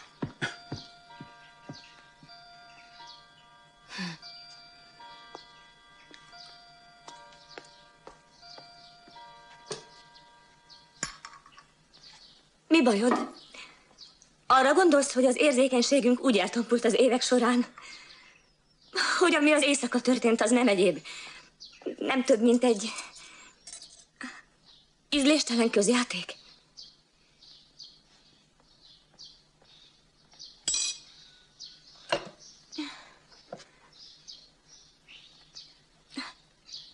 És hogy mindent elrontott, amit valaha itt átértél. Hagyd, Jola, kár a szóért.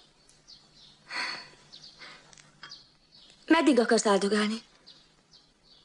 Ülj már le.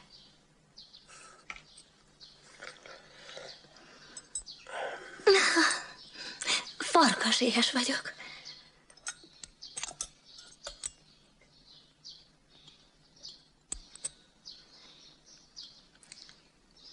Mit képzelsz, én nem tudom? Tudom jól, mit gondolsz rólam. De nekem már mindegy, Viktor. Minden mindegy. Eljutottam a minden mindegyig. Nemrég nem így beszéltél. Tudod, az éjszaka beteljesült valami. A vonzódásunk. Nem, inkább a vágyakozásunk. Pedig jobb lett volna, ha megmarad annak, ami volt. És nem teljesül be soha.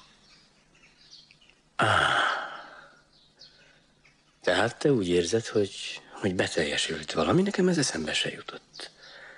Annyira más síkon játszódott le az egész, mint a mi kamasz flörtünk, hogy nem lehet összehasonlítani a kettőt. Igen, Viktor, ebben igazad van. De én éppen amiatt a flört miatt éreztem szükségét annak, hogy... Ó, igen.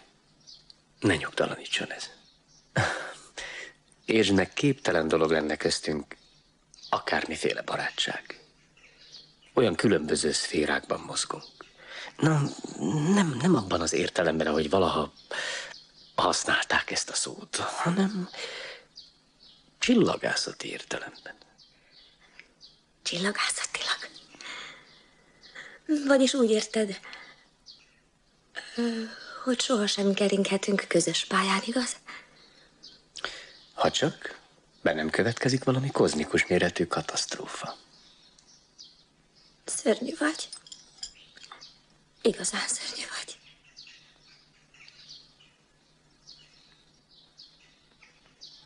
Szervusz, Jola! Jola, levelet kaptál Varsóból a férjedtől.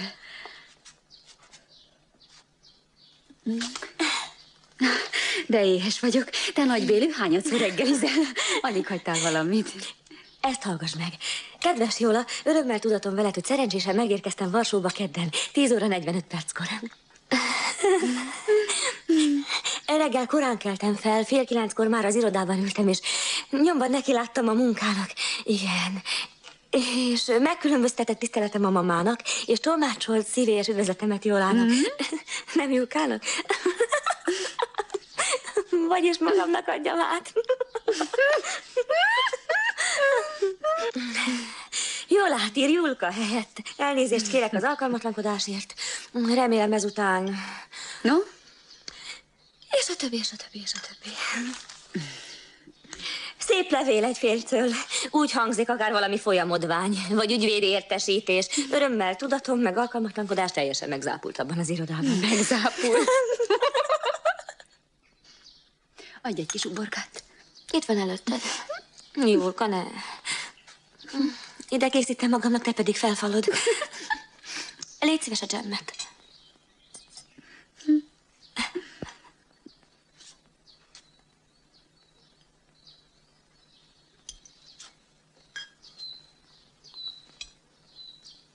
Tudjátok, én valójában mindig nagyon szerettem Julkát.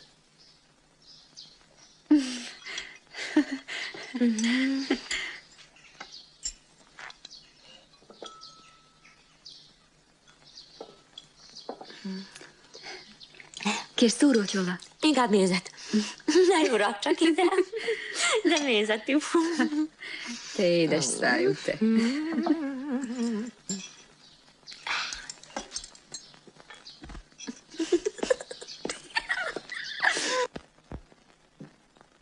Itt van a ruha. Kivasaltam, ahogy mondani tetszett. Tedd az asztalra.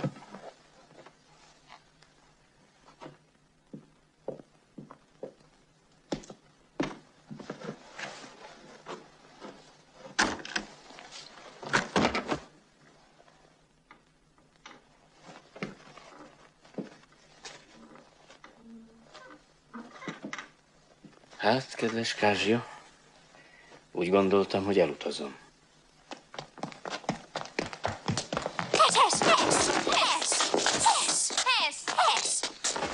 Pedig a szabadságot csak 4 nap múlva telik le. Meg is hosszabbíthatnám éppen, ha akarnám. Komolyan? Na persze, ha úgy gondolod, hogy jobb, ha elmégy, akkor indulj, minél előbb. Minek halogatnád bármi miatt is.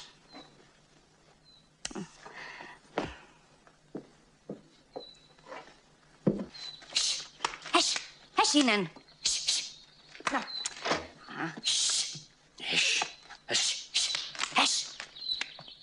Hess innen!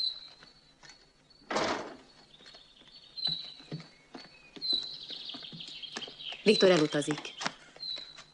Hát már mégy? Így határoztál? Igen, azért jöttem, hogy elbúcsúzzam. Viszontlátásra. Viszontlátásra. Jóla? Megint csak 15 év múlva bukkansz fel Vilkóban? A mamának add át kész csókomat.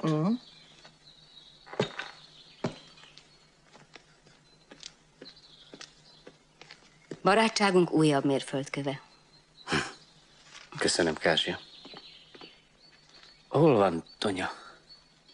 Tonya? A táncmulatság óta alig mozdul ki a szobájámon. Étkezéshez is úgy kell lecsalogatni. Mit csinálod fenn? Nem tudom. Olvas talán.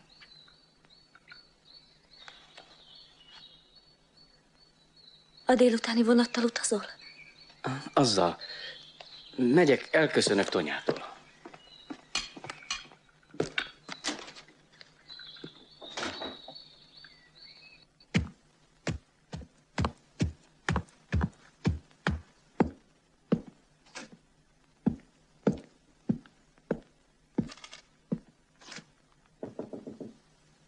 Tonya, szeretnék elbúcsúzni.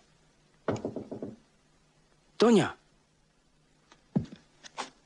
Azért jöttem, hogy elköszönjek. Viszontlátásra.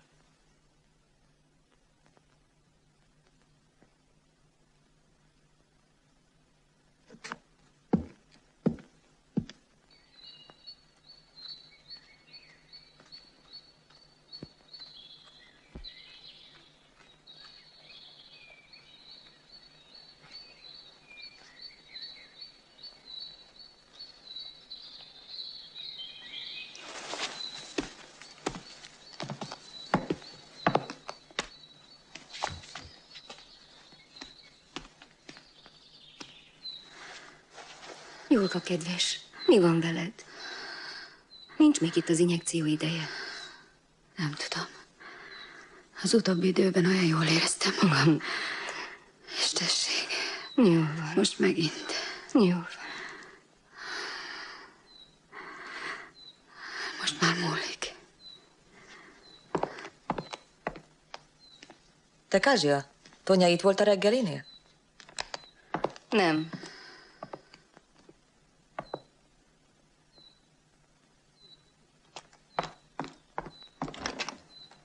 Tonya!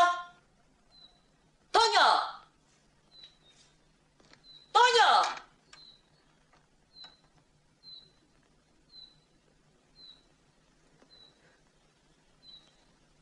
Jézus Mária!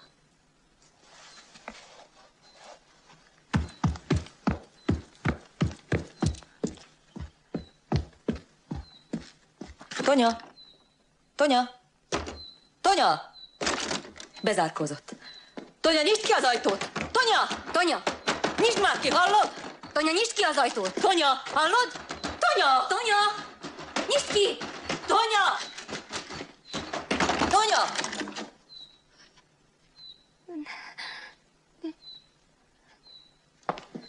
Tonya?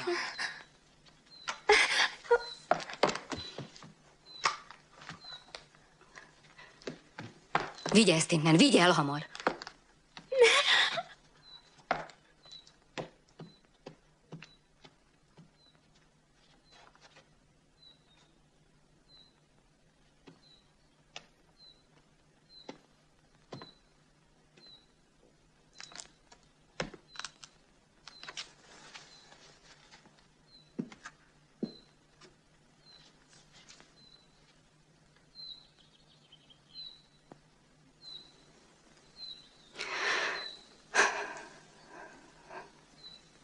Ezentúl minden újra jó lesz. Hát te most már mindig ilyen életet akarsz élni, fiam? Nem tudom, néném, miről beszél. Arról, hogy nem fordítasz-e az életeden. Hogy gondolja, néné? Mit csináljak, hagyjam ott a munkámat? Miért tenném, hiszen elégedett vagyok vele. Vagy talán maradjak itt, vagy esetleg Vilkóban? Tudja, néném, a háborús évek úgy kifosztottak, és annyi erőfeszítésbe, fáradtságba került, míg megvetettem a lábam valahol, hogy már nem akarok változást az életemben. Jó nekem így is. Így csak elvesztegeted az éveidet. Ez nem magyarázat arra, amit csinálsz. Az Istenért, hát te sohasem vágyódtál szerelemre.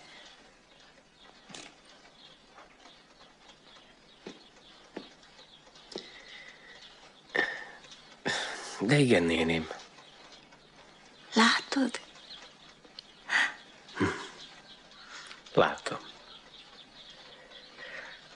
Elfolyt valahogy az ujjaim között. De nem most, néném.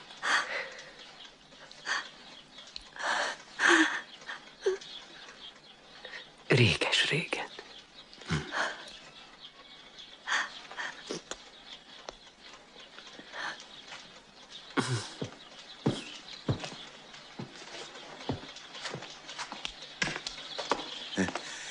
Hát indulsz, öcsém. Azért most, hogy elmégy, sokkal jobb színben vagy, mint amikor ide érkeztél. 3 hete. De barnultál, erősödtél, te. Bátyámék érdeme, köszönöm. Csak ugye nem akarod, hogy elvigyünk kocsin a kompig, mi? Köszönöm, nem. Inkább gyalog megyek. Na és mondd csak, mikor jössz el újra hozzánk? Ne kérdezz ilyet tőle, bízod rá. Na, Viktorkám, mi azt hiszem már többé nem találkozunk, igaz? Ugyan, miket beszélsz? Hagyd el, ő tudja, mit beszélek. Isten veled, fiam.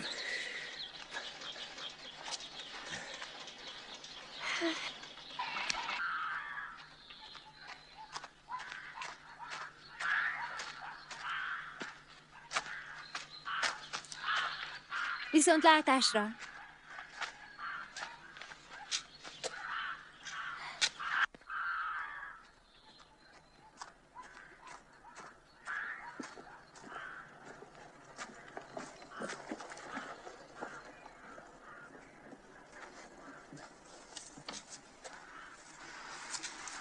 Milyen érzésekkel hagyod a hátad mögött Vilkót?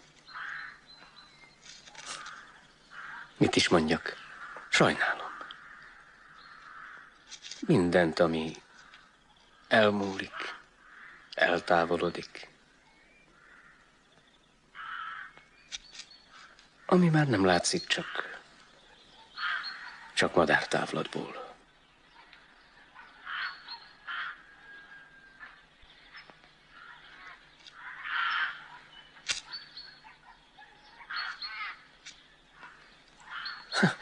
Végül még lemaradok a vonatról.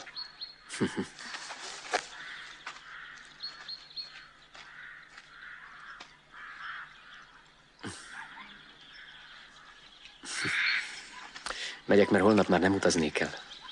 Csak tréfálsz. Hát persze. Mihez kezdenék köztetek, hiszen más bolygóról csöppentem ide.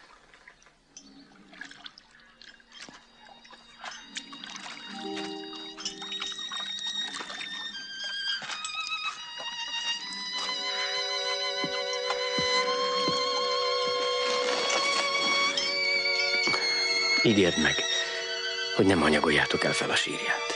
Ugye nem?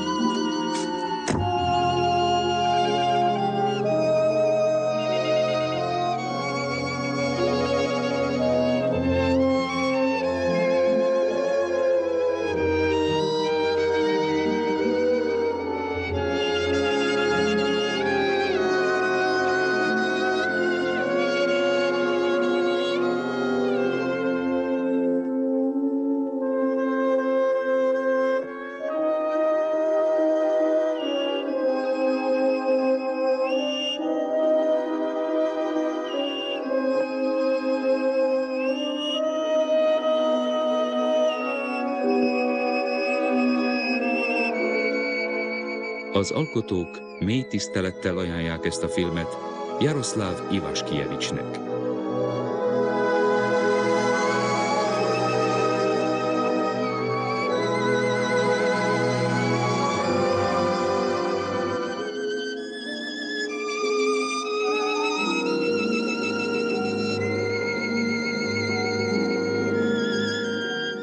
Zene Karol Szymanowski első hegedű versenye.